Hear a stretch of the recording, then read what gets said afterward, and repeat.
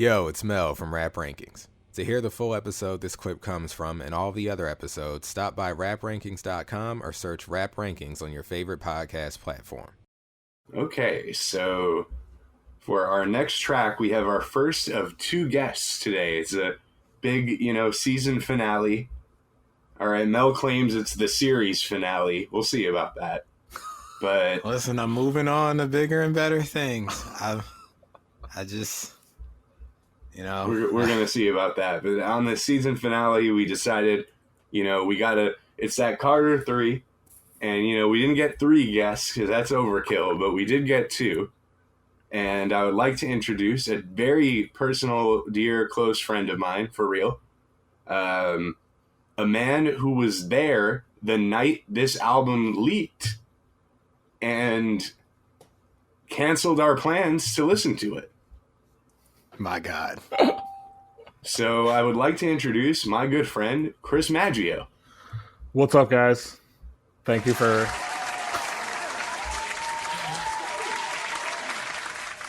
Thank you for having me on. Happy to be here. He goes by a lot of names, Chris, Christopher, Chris Madge, Chris Maggio. There's a name that our mutual friend, Mr. Chung, calls him that I'm not allowed to say on the podcast. Due to, we've entered more progressive times. Yeah. Oh, no. So, it was a different time? It was definitely a different time, but we've known each other for like 15 years now, probably, right? So Yeah. I've known Chris for a really long time since he went to NYU with a good friend of mine, David, and we hit it off and became fast friends. And in fact, I think the mark of true friends are hanging out without the friend who brought you into the fold. It's true. So we didn't need him. We don't need him anymore. Yeah. We really don't need this guy anymore. We have evolved past the need for a David in our lives, and me and Chris, we go way back. We love getting food. We love listening to the raps. A couple bean dogs here or there. It was. Wait, whoa.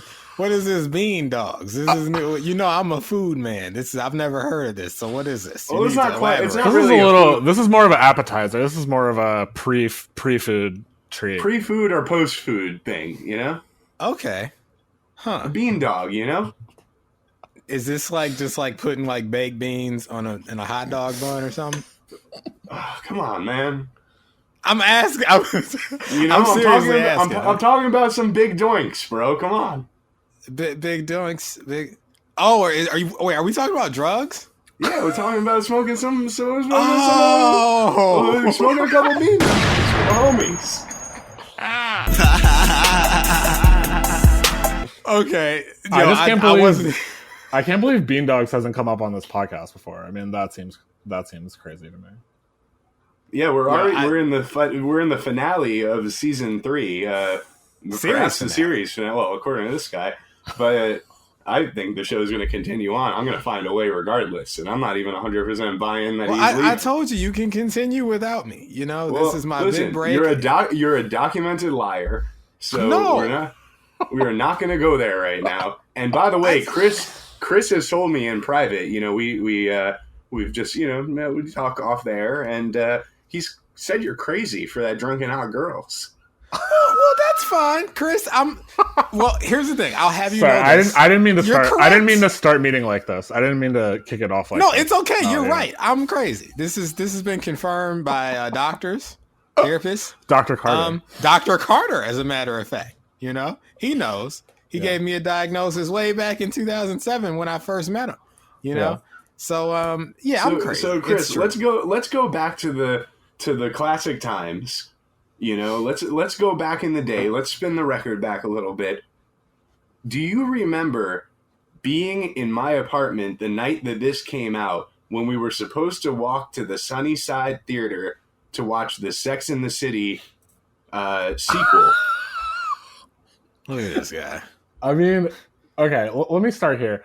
So I do have a memory of this night, but when you said we canceled our plans, the plan was to go see Sex and the City 2?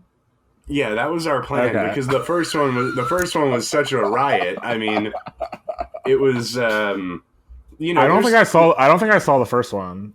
So it's like it's crazy to me that I had a plan to see the second one, but I guess I have to trust you.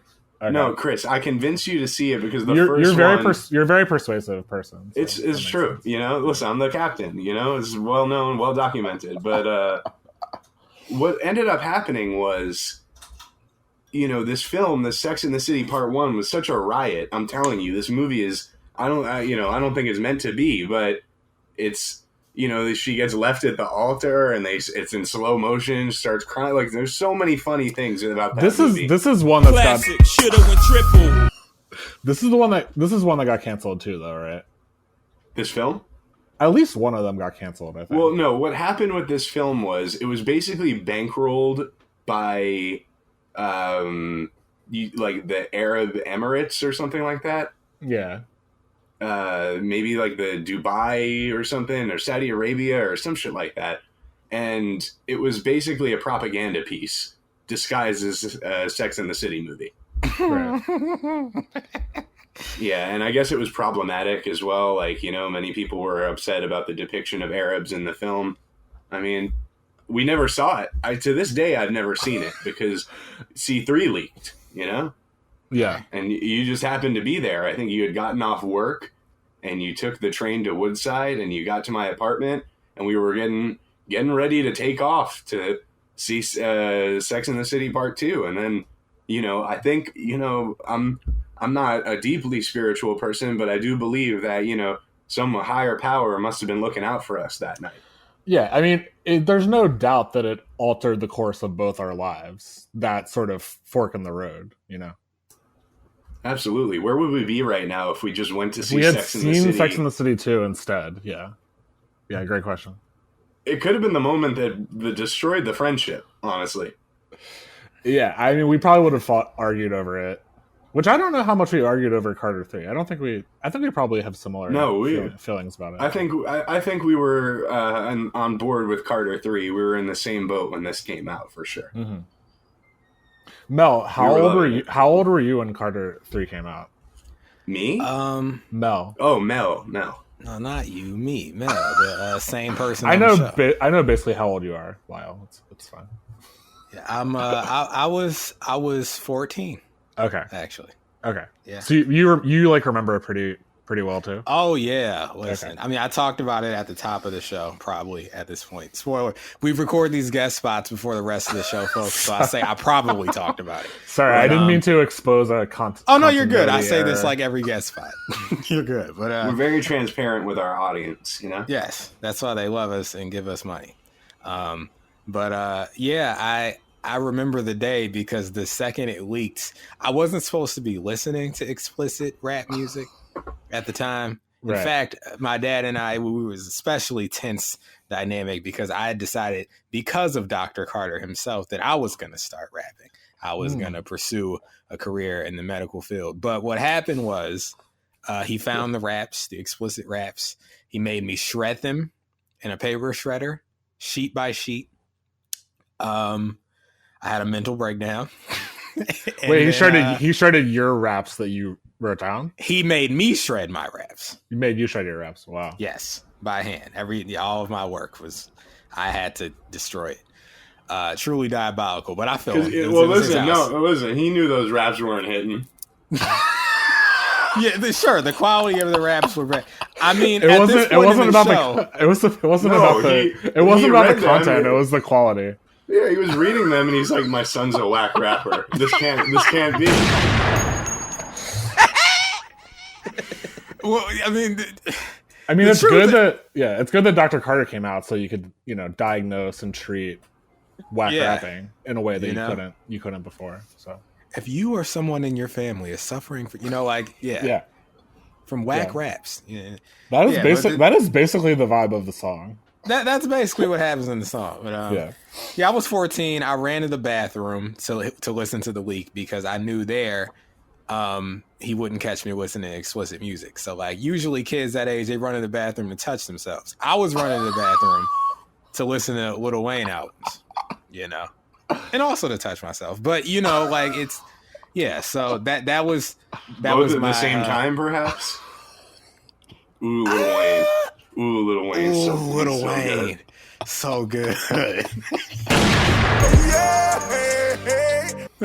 Yeah, but you know, that was 14. I remember it, and I said earlier, like a few minutes ago, I don't know, when I first met him in 2007. I know the album came out in 2008, but I became a Wayne stan in 2007. That's when I met Dr. Yeah, Carter. and songs off this album were out by then. Oh yeah, the leaks and you know the leaks. Well, Comfortable for one, like was out for months, I think, before even Lollipop came out. Yeah, it was. Definitely was. It was on that. The drought is over. Yeah, either 2 or 4. Can't remember. But yeah. Well, before we get too carried away, because I'm liking the pace. I'm liking how open, how free this is. But I'm gonna say, so this is a guest spot, and we might have people listening. Chris, you might be bringing in new listeners if they're unfamiliar with the show. Usually on these guest spots, we like to just run down the rating system really quick. So, folks. The rating system's simple. Each song's rated on a scale of 1 to 10. These numbers do not reflect the quality of a song, as that is indeterminable. Instead, each number reflects a level of enjoyment. In short, here's what each number means. 10 means it's a perfect song to me, one of my favorite songs of all time. 9 means I love it. 8 means I like it a lot. 7 means I like it. 6 means it's I don't dislike it, but I can't say that I like it. 5 means I feel practically nothing about this. 4 means it's not the worst thing I've ever heard, but I dislike it. 3 means I dislike it. 2 means I hate it. And 1 means I absolutely can't stand it. One of the worst things I've ever heard. Side note, if you add a plus or a minus to those numbers, like say a 6 plus or a 9 minus or something, does not change the mathematical or statistical value when we do the calculations at the end of the show. It's just an indicator to let people know it's like a strong or light version of that number, or say the rating could go up or down in the future because the ratings aren't static. So like a 6 plus, like a strong 6, flirting with like a 7 minus, you know, you might come back on our segment, I was effing tripping, and decide, hey, I was tripping. It's a 7 minus, you know? So that's it. That's the rating system. All right, that's out of the way. We can get back to this fluid conversation because I'm loving it. Loving it. Talking about bean dogs and touching ourselves. This is good stuff. This is the best. This is the best. I love that the homie is here. You know, such the homie that he asked me to DJ his wedding, which I was honored to do. That's true. And flew out. A fun story from that for you, Mel, quickly, is that the person who was like in charge of like coordinating everything had to tell Lyle to stop sound checking because he was sound checking for too long, like for like hours before the wedding. Well, funny enough, Chris, what I was doing was I had access to a event sound system, so I was actually checking Melvin's second album at the time, trying to hear how the song sounded over big speakers. Hold on. So you weren't really sound checking. You were trying to see how Mel's album like sounds in the club at my wedding. Well, not at your wedding, but prior to the wedding. While everyone was setting up, everyone was putting the chairs and stuff, and I was, I did a legit sound check with my set, obviously, and then I'm like, well, damn, I got here way too early, so I hit up Mel. I'm like, I'm going to test this album out right now. We got it on the speakers. Beautiful night, by the way. Beautiful. I remember that string of messages, too, as you were testing out. Meanwhile, everyone's at the wedding like... That shit is crazy. I really don't like that guy.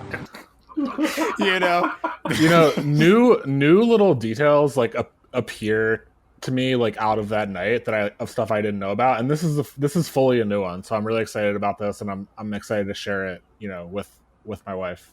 Well, I hope you guys aren't offended. No, it's extremely funny, and if you weren't going to do something, if we didn't want someone to do something like that, we would have gotten a different DJ for the wedding. You know what I mean? Sure. But hey, shout out to the homie Jordan, who also helped me with the DJing that night. Yeah, okay, he was great. He was great. The whole night was great. It was honestly like a fucking great night. But we're not here to discuss Chris's wedding. Okay? We're not here to discuss jerking off or smoking bean dogs. We're here to discuss Dr. Carter. Okay? The song that, funny enough, I asked you to be on the show, Chris, because I remember the night this album leaked on the internet, like you were there with me at the time. And funny enough, I was not surprised that you picked this song because I have a distinct memory from that night of you sitting in the big orange chair in my apartment, the big, like, throne almost, the big orange chair, and Dr. Carter came on. And I think you had a drink in one hand, and in the other hand, as the music was going, you were kind of conducting it with your other hand, like, like that is a great visual. When it was dun, dun, when it starts swelling, dun, dun, and he was conducting with like his finger, and he was holding the drink real smooth in the other hand. It was some shit. I was like, yo, he's feeling this music. That is extremely beandog behavior. I'll just say that. Like, you don't start like conducting a song unless you're really beamed out. But yeah, I mean, that sounds right. I like, yeah, it's not my favorite song on the album or anything, but I do, that makes sense to me that I was like really feeling it, at a first. You were really feeling it. I mean, I'm not here to say I thought it was your favorite. Yeah. I just specifically remember that one instance. I couldn't tell you anything else you did or said throughout that whole listening, but I must have been like, yo, this motherfucker is high. Yeah. But it was great because, I really like this music. So if you want to get to rating, do you want to rate it first? Should I rate it first? Mel, do you want to take the floor and rate it first? Well, I like to give the option to the guests, whatever they want to do. If they want to go first, if they want to hand it off. I'll do it quickly because I want to just make sure that I'm not influenced, by your guys' ratings. Is that okay? Okay. No, I'm fine with that. Okay, so I'll just do like a brief sort of analysis and then give it a rating. Sure. Okay.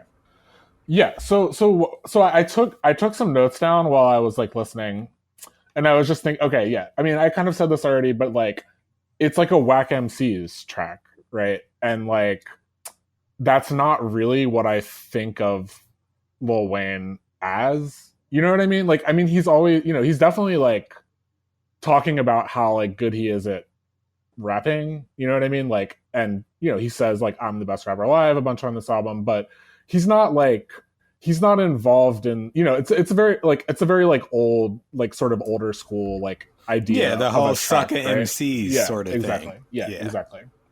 So that was my first thing, which is like, like that can be like a little bit like corny, and it is like sort of a corny song in a way, like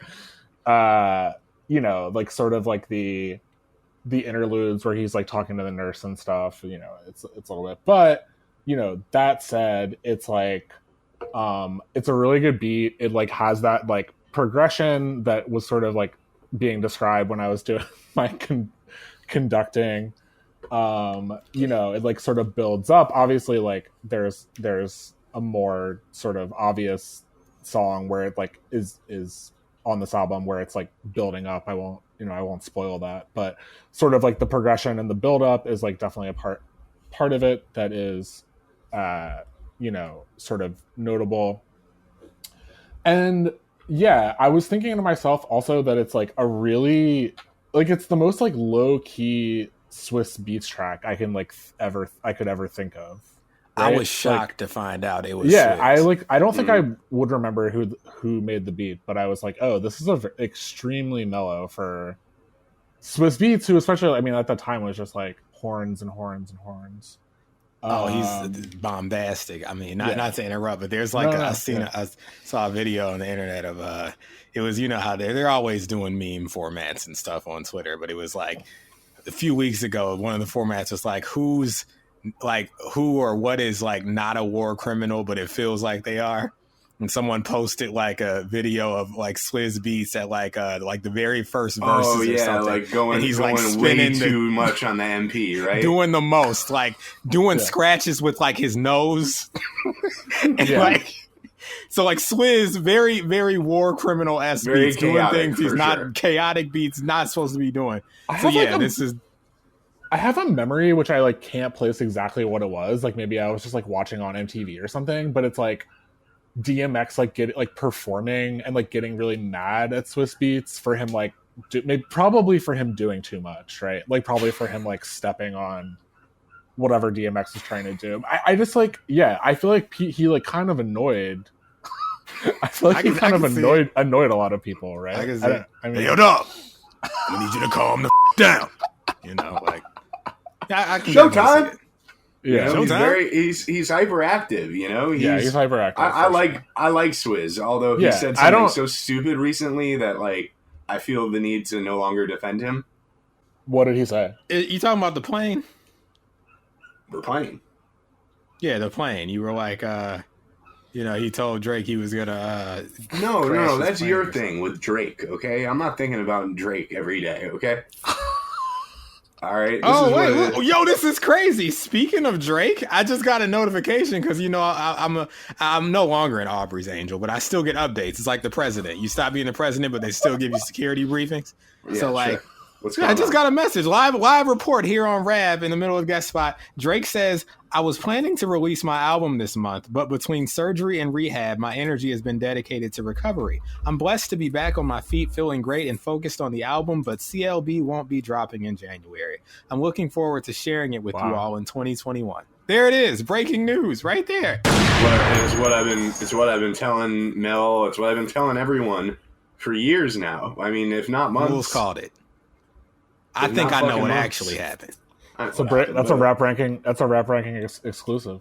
It's a rap rankings exclusive. Well, by the time this airs, it's going to be the oldest news. The oldest news. But I know what really happened, bro. Speaking of who we're doing today, Wayne, he found out about the pardon, right? Yeah. And Trump also shared some classified information with Wayne about how he really got sent to jail the first time. You know, and just know, folks, as Drake says, just know it ties back to Drake. Okay, this is the conspiracy theory y'all really need to invest in. What that QAnon, Qbert, and then get that out of here. Okay, we need to know the real story of how Wayne went to jail. Listen, let me just tell you that Mel and I have been on this case now for a couple of years, and we're on the case. I'm so. I don't know. When are we going to talk about it? So you're talking about the New York tour bus. Yeah. Yes. Lyle, you were at that show with me, right? At Beacon Theater? Nah, David was there. I didn't go. I went to the show in Albany 2 months later because that David bailed on, by the way, because it was our last chance of seeing him before he went to jail. And so I was at the. It was fucking awful. He was so bad live. Really? Well, okay. Yeah, I had fun. I had fun at Beacon Theater. Must have been a weird. It might have been the venue because the issue mostly was the bass. It was so loud we couldn't hear the vocals. So it could have been a sound system issue. Beacon Theater was a good show. I missed it. I'm pissed I missed it. But that was the night after that Beacon Theater show where he got arrested. Yeah. And let's just say Mel and I are, we've been doing a little detective work of our own, okay? Okay, all right. And everything is not what it seems. Drake's pushing the album back because he needs to figure out how to go into hiding because now that Wayne's not going back to jail, which he was counting on, folks, trust me, he was counting on Wayne to go back to jail. How far back into the Rap Rankings catalog do I need to go to like piece together? Well, this is the first time I think we've referenced it one other time. Okay. We've alluded to it. We've alluded to it one other time on the show, but we haven't. You might need to do like a special investigation. Yeah, investigative report. The first what's going to happen is whenever we do either Thank Me Later or the Carter 4 wink wink, you'll have more of an idea of what we're talking about. Exactly. But I'm sure if you're smart, you're already putting the pieces together right now. For now, you just got to, what do they say? Trust the plan, follow the breadcrumbs, you know, whatever they were saying. All right. Okay. The truth is out there. But Dr. Carter. So, yeah, I mean, those are like my main comments. But then, you know, just like, I like the beat. I think like it's one of those beats that seems pretty hard to rap over to me. But like, it was really like, you know, at like Wayne at the peak of his powers. And so like, you know, he could pretty much rap over anything. I think the raps are good. They work really well. They're like funny, sometimes corny, but like overall unenjoyable song. And so I gave it an 8 out of 10. Okay. Wait, that's not what you know. Ding him. Oh, I was just doing a gunshot because it's an 8. I like 8s, but I'm a ding him. There you go. Yeah. I don't think that's too controversial, but we'll see. No, it isn't actually, because I was flirting with that rating myself. No, it's not controversial. Okay. Very respectable rating.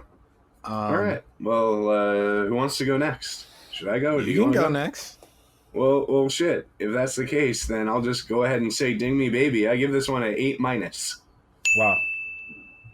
Yeah, which is basically it's an 8. It's an 8. Yeah. Okay.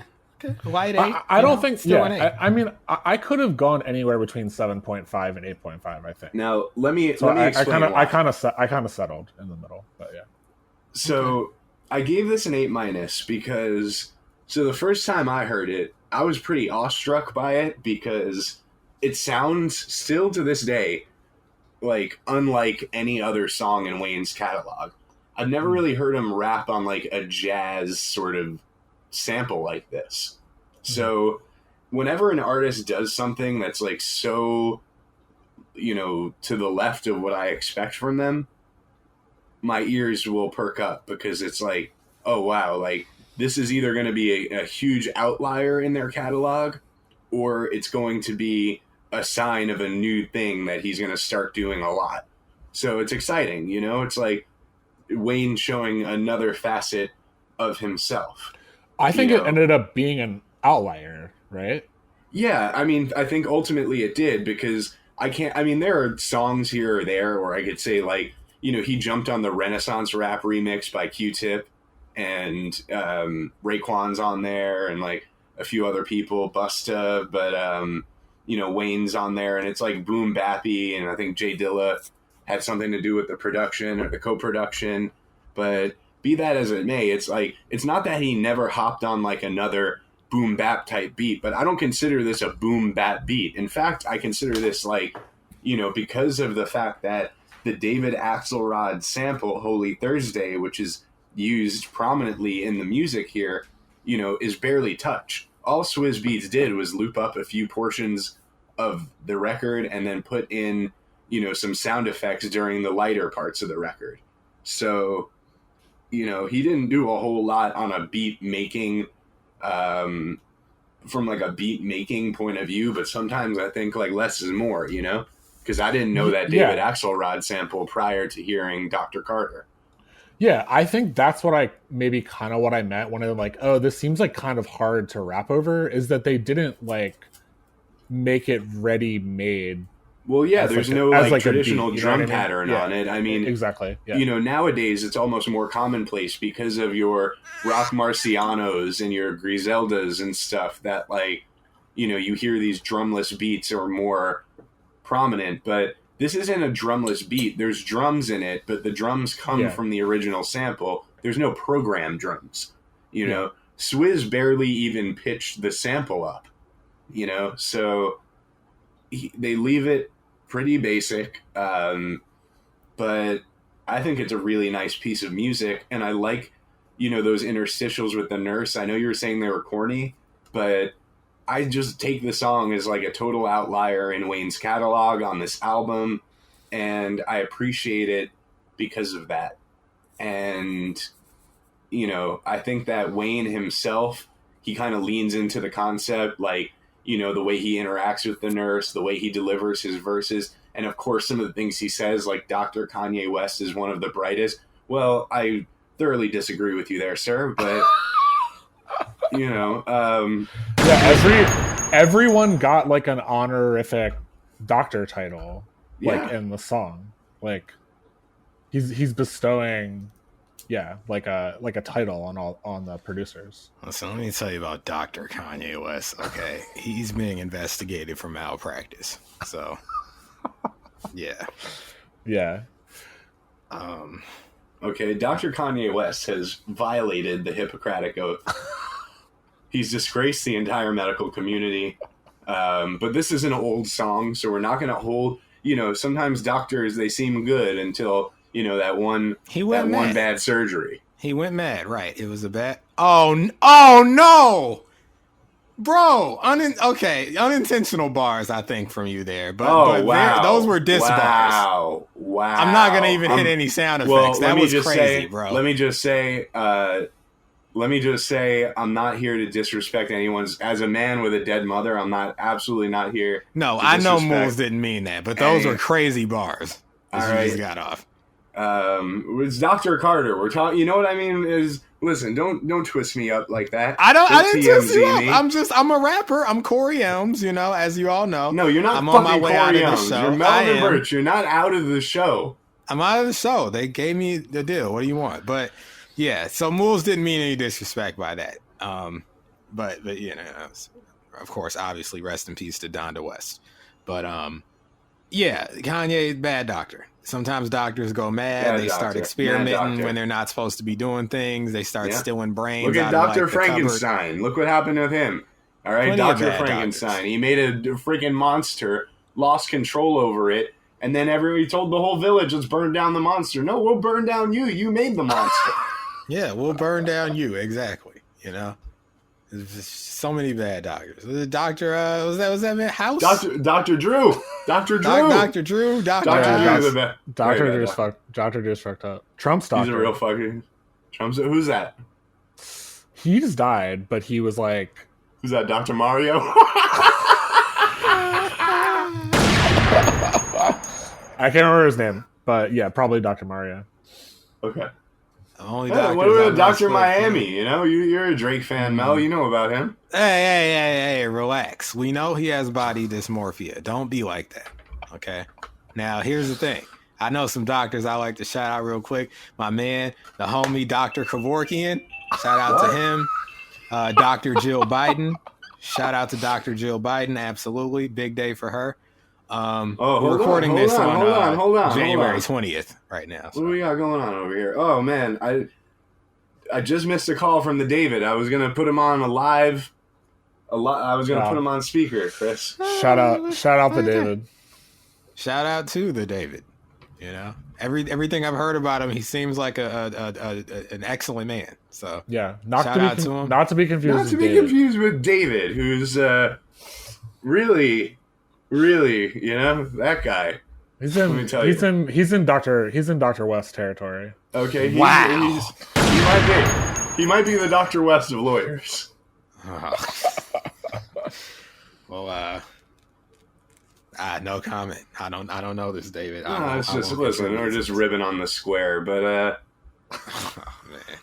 Mel, what's going on? We got a rating from you here? Yeah, you do. You have a rating for me. So here's the thing. Here's the thing. Well, it's not going to be a 6 because if it was a 6, he'd say, "Man." Here's the thing. Guarantees if it's not a 6. Here's the thing. If we gave it an 8, here's the thing. It's either going to be a 7 or a 9. So I guess after like 800 hours of podcast recording, you guys know each other. He knows me. He knows my body. Yeah. Yeah.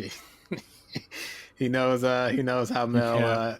No surprises. Not for me. Yeah. And I mean, I try to clue the audience in as much as possible. I try to keep that transparency going as much as possible because we know this guy. We know about transparent. him. I'm totally transparent. Yeah, the Corey Elms report says differently, but come on. What do you got? 7 or a 9? I'm gonna have to go with a flat 7. Flat 7.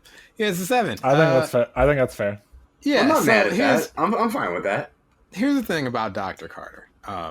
First of all, I'm just getting sideways up top. So, Chris, we usually at least once an episode, there's a reference to the bad website, which is genius.com. There's always some wacky and non-factual or opinionated things going on there. Mm-hmm. So for this episode, at least this song, they wrote, "This song is considered by many to be a classic rap song." Very Trumpian sentence there. I mean, who is this many we're talking about? I don't know of anyone who even really talks about Dr. People are Carter. saying. People are saying Dr. Carter is one of the most classic rap songs so many so many songs come and go, but Dr. Carter's forever. So many rap songs, but this one, many people are saying, they say, sir, what's the best rap song? I think it's Dr. Carter. I listen to the people, so I pardon Lil Wayne. He's pardoned. So yeah, that's a complete opinion. They also say legendary MC Talib Kweli, also an opinion there. I'm going to have to... No, Talib's a legend. You might not like him, but he's a legend. I didn't say I didn't like him. I just said it's an opinion. No, he's a legend. He's a legend. Would you...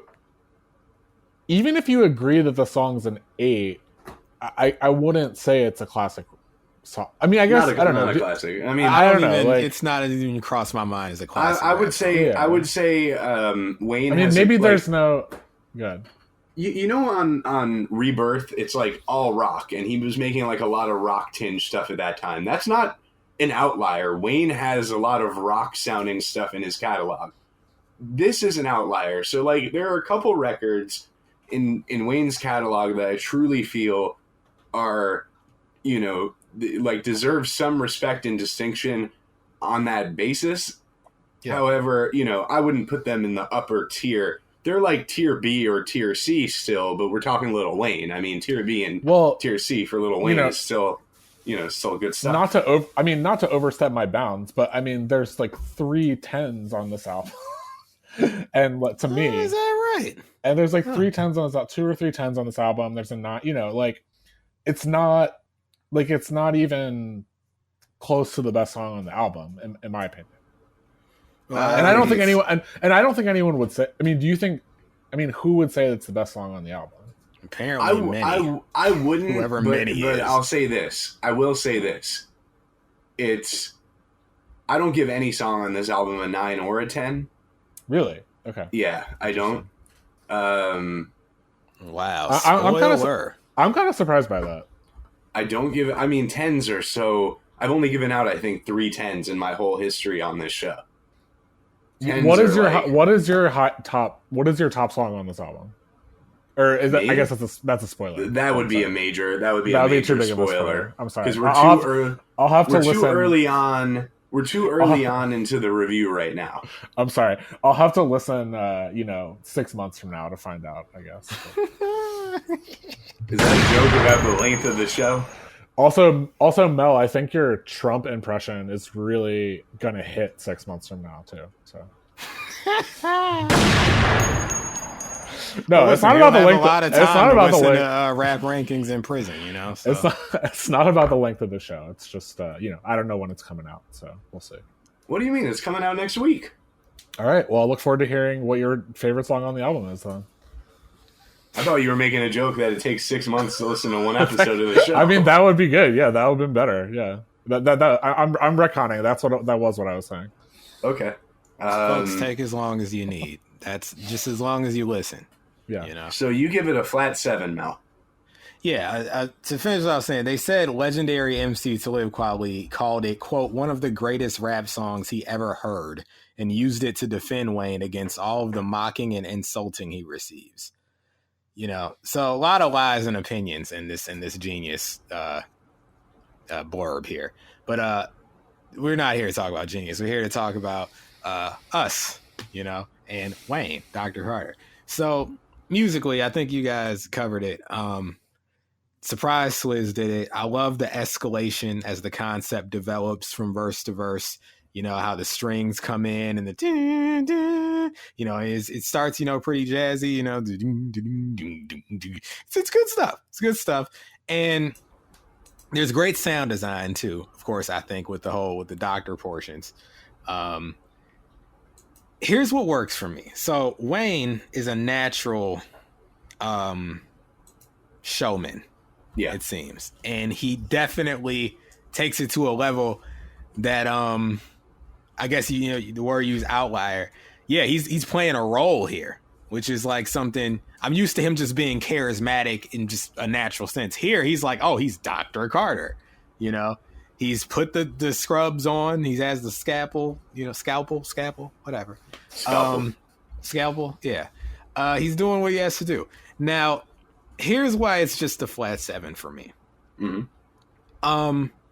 back in 2008, I was impressed by this as a concept. I'm still impressed by this as a concept. Even though now in 2021, I would say this song, now follow me here, this song is white people in YouTube comments bait now. You know? Because back then, conceptual records could be enjoyed without being pointed to as a pinnacle of hip hop by people who only listen to Eminem and Lil Wayne and probably just started like a year ago. You know, this is a song now for people to be like, this is real hip hop, even though they just started listening to hip hop. It's so weird to me because, you know, again, like Talib was talking about, like, I remember should know better. I remember liking Wayne, though, being, at least for me in New York, like having to convince some of my friends that Wayne was worth listening to because they weren't on board with him. You know what I mean? So, like, it was one of those things where I would send them records from time to time where I'm like, you're still not fucking with Wayne? They're like, this is garbage. I'm still not fucking with him. You know? And, you know, so I do think that for what it's worth, you know, I've not had good, like a good record with trying to get people who don't like Lil Wayne into Lil Wayne by sending them records like this, like the boom bap adjacent stuff. So it's so weird to me to hear that now this is a song that's being used as like, yo, look, Lil Wayne can actually rap. You know how people are, though.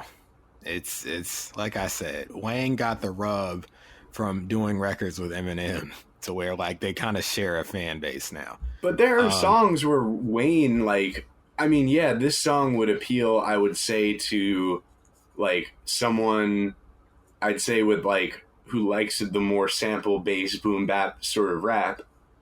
But this isn't the best example of Wayne's MCing ability. Like, I've sent people like the Ambitions freestyle from the end of Dedication 2, or I've sent them stuff from Drought 3, or I've sent them I'm Riding from the album with Birdman as examples of him just blacking out in the booth. That's not what this song is. This is like a conceptual record. It's right. And that transitions into why it's just a flat 7 for me. So the fact is now, or back then and now, I'm more impressed with the concept than I am its execution. It's still a cool concept to me, but it lets me down now even more than it did back then. I would say back in 2008, it was probably an 8- for me because of the music, because of the whole idea of Dr. Carter and like the little interlude portions between the verses and him committing to the concept. But here's the thing, bro. Like, you start out with the nurse, I guess, running down the diagnosis. He's doing the doctor role. Where's my coffee? You know, she, you know, and he's like, another one, you know, in reference to whoever the patient is and how, you know, they're weak and suffering from bad flow and all that.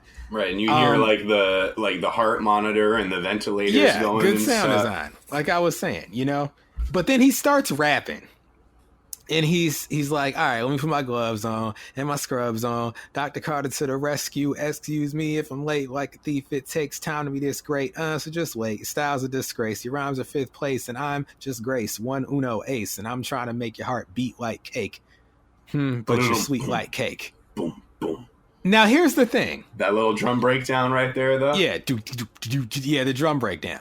But here's the thing. I'm listening to the Carter 3. This is the most anticipated album of my life, my 14-year-old life at this moment. And I'm coming from mixtape Wayne. So I'm hearing these raps. And even though it's a conceptual record, so, you know, you want to adhere more to the concept than just getting in there and barring out, because that's not what you came to do. Hearing your heart beat like bass and your sweet like cake. This is, now at this point in the review, I've probably described this phenomenon already, but this is album Wayne simplicity. Right. And what that means is I don't know if it's because in his mind he's doing an album, so like it's time to tone it back, which is a sign that he has control over his artistry, which is always a good thing. But because he knows it's an album, it's like, all right, I got to rein it in a bit for the sake of commercial audience or something. Like, he can't be as off the wall and as wildly referential and colorful and all over the place. So you get stuff like Sweet Like Cake. Now, why this hurts me more on this record is because this is supposed to be him positioning himself as like the savior of hip hop. You know, like, he's number one in the game. He's Dr. Carter. He's bringing hip hop back to life. He's saving hip hop. with lines like "sweet like cake," though. You know. Now here's the thing: there are like little pockets and portions of the song where he starts to take off that I really enjoy. You know, like, you know, got a pistol on a playground, watch the gun play, like no kid, no kids in no way, but the kids do watch, gotta watch what we say. Like when he gets in those pockets, it's like, okay, here we go. But that's what the music is doing too. Well, right. And that adds to the good part of the song. That's the good execution. He's adjusting his level of... Yeah, he's riding the escalation. Like, but that doesn't mean you should start as simple as Sweet Like Cake and Beat Like Bass, you know? I don't see what's wrong with Sweet Like Cake and Beat Like Bass. Bro, what's wrong with it is you're Lil Wayne, who is, by all means, the best rapper alive. It sounds like you want him to do something that he's not going to do on this record. But go to listen to a the problem is that the whole concept of the record is you alone have the power to like resurrect and save hip hop. And you're telling me like you're the GOAT, you're the guy with lines like this. It's track 6. We already heard him rap for 5 tracks already. We know what it is. Bro. It's Dr. Carter though. You know, just in the vacuum of this record, in the vacuum I don't think what's supposed to be happening here. Anything other than Dr. Kanye West nothing's too bad on bro, here. My expectations of Wayne are so high at this point in 2008. I've heard him do better. But it's not 2008, it's 2021, bro. Yeah, which makes it even worse, like I said. Well, you shouldn't have those expectations anymore. You're an adult. No, I'm not talking about the expectations. I'm talking about how the record aged. Now, okay? Yeah, so I'm saying now you know what to expect for the record, though. You know it's not a bar-out record. This isn't Kendrick Rigor Mortis. It's not a bar-out record, but you could better execute the concept. You know, if your point is to, you know, I guess in this first verse, you know, you can do better at just... There's no place for Sweet Like Cake. There's no place for it. When you're supposed to be proving to me that you're the guy of hip hop right now. I think the point if I've never heard Wayne, I'm listening to this and I'm like, this is the guy that everyone's talking about? I think the point you're making is that he played it a little safe. He played it safe. Relative to... Yeah, I mean, I think that's... And I'm sure you guys will be talking about this more in general, but like, yeah, what you just said, Mel, like if you were like, oh, if you had never heard him before, you wouldn't necessarily listen to this record and be like, this guy's saving exactly hip hop, or this guy's, but at the same time, like, well, almost no one was listening to it out of context at that point though, right? Or like the context is sort of important. Well, yeah, I mean, it wasn't a single or anything. It wasn't a single. They were on track 6 of the album. I think that's the bigger conversation. Well, I would hope by track 6, maybe he's proved something to these new listeners. Well, I also just think like the bigger conversation that maybe I was thinking when Lyle asked me to come on was like, oh, this can't be thought of like outside of the context of like the run from Carter 2 through the mixtapes to here. Like this was supposed to be like the culmination of that. Exactly. Yeah, and maybe he played it a little safe, but it felt like big and important, obviously, but maybe it didn't, you know, fully live up to what came before or what we were expecting. That's how I felt what came before. I think the anticipation was like sky high. I've always had a different outlook on this album, which is that he gave us so many mixtapes between Carter 2 and Carter 3. He gave us the collab album with Birdman. 200-something songs leaked to the internet between these two albums. So when this album came out, I already had the Carter 3, whatever it was to me. So when this album came out, I already knew what the business was, which was we're going for a complete, like, this is going to be his Get Rich or Die Trying.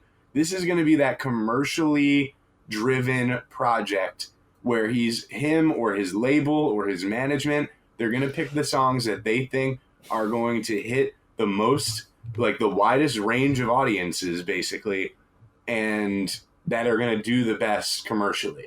And part of that does come with a little bit of, you know, softening the rougher edges. And you could say it's a sacrifice, but to me, that run, I mean, I'm going to go ahead and just say, if I haven't said it already, I'll say it right now. The run between Carter 2 and Carter 3 is the greatest, quote, run a rapper has ever had. Ever. To me. I think a lot of people would agree with that. Like, it was a run that went from 2005. At the end of 2005, we got Carter 2, December 05, and until June of 08, we were given so much music, and we just witnessed him just get better and better and better, that almost to me, Carter 3 was the victory lap. It was like the time that the objective of Carter 3 was to prove that he could hang commercially with everyone else. Because remember, leading up to when We Taken Over with DJ Khaled went number one, at least on the rap charts, 50 Cent went on New York radio and was talking about Wayne's never going to have a solo song go number one. And it was like, kind of, Wayne had to prove himself that he was on that level of a 50 Cent, an Eminem, a Kanye West, like these guys that were dominating that landscape. Wayne had all the buzz, but he had to prove himself commercially. Carter 2 wasn't an album that birthed, serious radio hits. I agree with you. I agree with you, your perspective as far as what this album is supposed to be. I'm just saying, even in a commercial sense, this could have been better executed. This isn't. Now, again, this is not the song for the commercial. Yeah, it's an album cut on a commercial album. Exactly. Right. Yeah, but and commercial also songs were Lollipop, Mrs. Officer, Comfortable. Yeah, look at what got released as a single. But, you know, a milli to an extent even. Yeah, but I was going to say at the same time, like, a milli is just, like, the opposite of what we're saying here, like, playing it safe. Like, he is absolutely, like, spazzing out on there. He's, like, doing, like, everything you would expect him to do from the mixtape run. And that was a huge song, I mean, it probably wasn't as big as Lollipop. It wasn't, but the thing about a milli was it kind of took off organically. As I understand, like, the original version with Corey Guns came out, not Corey Elms, Corey Guns, and that song sort of took off, and I don't know, it might have just been a random leak or it was just on a mixtape, but that one was kind of put into the album, I think, due to the fact that it was kind of almost like the street single. Well, I think they knew they needed that representation too. I mean, they knew what Wayne had built this buzz on top of. I'm looking at the track list right now, and like I don't have the Carter 2 track list in front of me, but this one I'm just seeing a lot more concessions being made just in the track listing. Can I just say, just in this song specifically, what I'm getting at is really what I wanted more of was verse 2. If the entire song was the quality of verse 2, which I feel like is the highlight, even though he's shouting out inferior rappers like Dr. Kanye West and Dr. Jeezy, the execution is so much better here on verse 2. There aren't any lines where I'm like, yo, you're Lil Wayne. I know you can do better than this, because he gives me stuff in verse 2 where he's playing with concepts, respect is in the heart. So that's where I'm going to start. And a lot of heart patients don't make it. But hey, kid, talking about, arthritis in my hand from writing, but I'm a doctor. They don't understand my writing. So I stopped writing. Now I'm like lightning, and you ain't Vince Young, so don't clash with the Titan. Like, he's taken off and he's still hitting a level that I expect from him. Like, verse 1 and verse 3 to that extent don't really hit that. Bro, verse 3, let me just skip ahead. Okay. This is I was gonna bring this up. Okay, because thank you for bringing this up. So, basically the nurse lady, that she comes back in and she's saying this latest case is like, this one looks much better than the others. His respect's back up. His concepts sound good. All he needs now is a swagger. So Wayne's, he's like, all right, let me take my gloves off. I'm like, okay, he's going to bring it home. Okay, here's the Wayne. This bro, he's talking about swagger tighter than a yeast infection. Fly, go hard like geese erection. That's a good line. It's funny. No, honestly, it is not. Honestly, it is not. Get the fuck out of here, you motherfucker! Yo, I'm groaning at this point. I was preparing in my mind that if you had asked me what my favorite line was, I was gonna say "Fly Go Hard, Geese Erection." Oh, broken chair. Partly as a joke. Broken chair. Partly as a joke, Yo, but also just because I recently hear you right now because I'm in the headphones. But just say what up to Chris, and we're on the air, so I'm gonna have to hit you later, bro. Okay, for sure. What up, Chris? What up? What up, the David? All as well. Good to hear you. Good to hear from you, man. All right, bro. I'll hit you later. All right, the David making his rap rankings debut. The David. What did Wayne say in the deposition? He can't save you. Gotta get David. He can't save you from thinking that this line is good. What do you mean? Fly go hard like geese erection. So lazy. So lazy. So beneath Wayne. So funny. What do you mean beneath Wayne? The guy that talks about shit in every other song, really? Yeah, and then he does it well too. This is just comparing a word to another word that matches, bro. Like fly geese, hard erection. That's not bars, bro. Come on, man. So I'm not gonna say it's bars, but it's funny. It definitely made me laugh. No, he's done funny before. This isn't funny. This is funny. You don't know funny. It's okay? groan inducing. And listen, you watch SNL. You don't know funny, okay? No. He continues the verse. Now you want to say like I stay tight like pussy at night. All right, at least that's more inventive. That sounds like something Wayne would come up with. You know, it's more inventive than a geese with a goose with an erection. Because geese erection doesn't require thought. Yes, it does. Who thinks of something like that? That's like fly. You think of the first thing. Geese ain't even fly like that. Okay. Oh, so geese and don't have everyone wings? thinks erection when they think hard. Okay, it's like the first thing that came to mind. He just said it. That is you're challenging. You're challenging on the grounds that geese can't fly. No, and that they're not what I think of when I. Bro, they're barely fly. It'd be a bad line no matter what bird or flying object. So you don't like free associative Wayne? You don't like free associative Wayne? No, I love free associative Wayne. This is not good free associative Wayne. It's the best. It's great. No, it's not. Who doesn't like geese erection? You don't like geese erection? Bro, you gotta be kidding me. I know you know better than this. No, you know better than this. I thought you were a funny man. This isn't funny. Oh, you're not a funny man.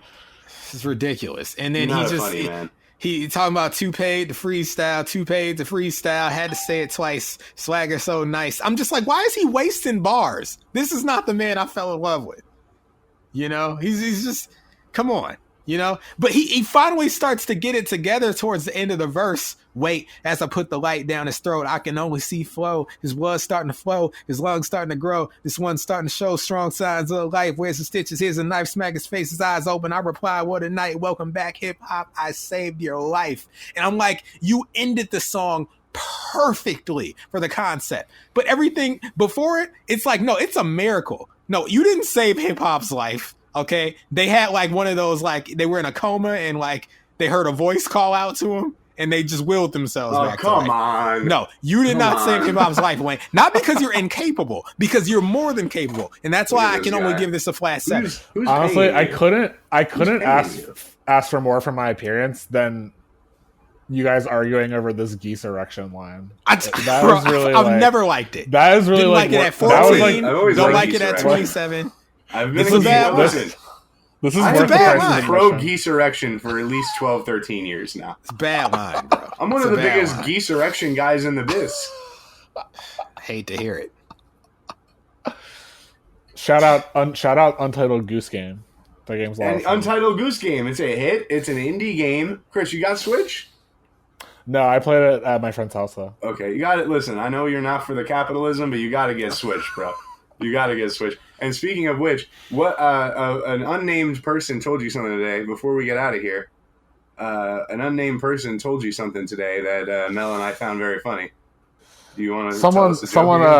Someone, you know, said something to me that I wanted to share with you guys, and it's pretty funny, I think. And it was that Kamala Harris at the inauguration, which is today as we're recording, should have come out to Mrs. Officer by Lil Wayne. Come on, you gotta love it, folks. It would have been good. Honestly, it would have been good. I would have enjoyed it. Whatever She happened would have to been laughter? so over if she did. It would have been amazing. It would have been amazing. Get out on top of the people who are calling you a cop by coming out today. It would have been amazing. Yeah, I mean, it would have been. It really would have made the inauguration, lasting memory. Oh man. Yeah, I'm not done with you. For the record, you have never disappointed me more than this geese erect. Chris, you get a pass because I've just met you here today, and so you get a pass. I think I agree. I think I agree with both of you though. Like I agree what does that it's mean? not. You agree with? What does that mean? That it's not. Agree with both of us. It's not bars. It's not. I never said it was bars. It is funny. It is. It's fun. It's the equivalent of being like I'm fresh and cool, like mouthwash ice. Well, listen, it's like what? Listen, I pray for you when we finally do Papoose. That's all I'm gonna say. Well, hey, thanks for the prayers. All right, because I saw someone. I checked him in his chin. Now he's got a chinchilla. Well, see, no, that's funny. What's the line? Not hilarious, but it's funny. That's like, that's the good kind of grown. There's nothing good. There's nothing to even like be amused by here. I just so think you're not amused with the thought of a goose with an erection. Oh, that's how you're looking at it. Yes. Okay, hold on. Okay, no, that's funny.